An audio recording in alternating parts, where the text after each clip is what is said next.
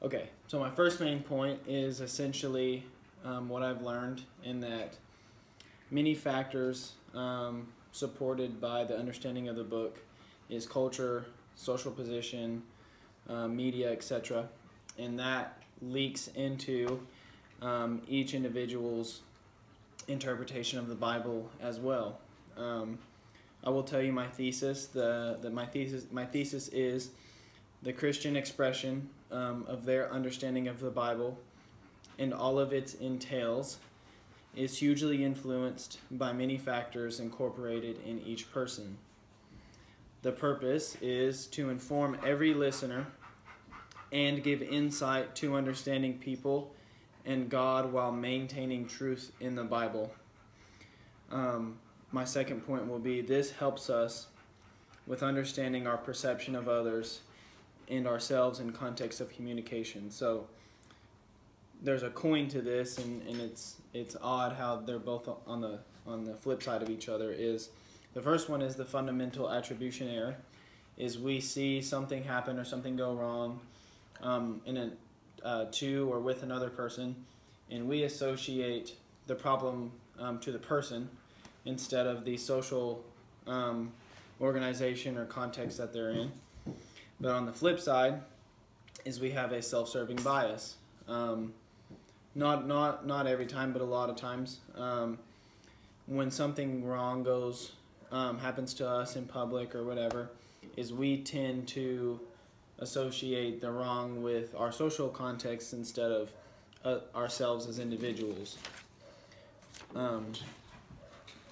So those few examples of the factors brings up my third point, and this could be my first problem, as I've labeled it, is do these factors misinterpret the Bible?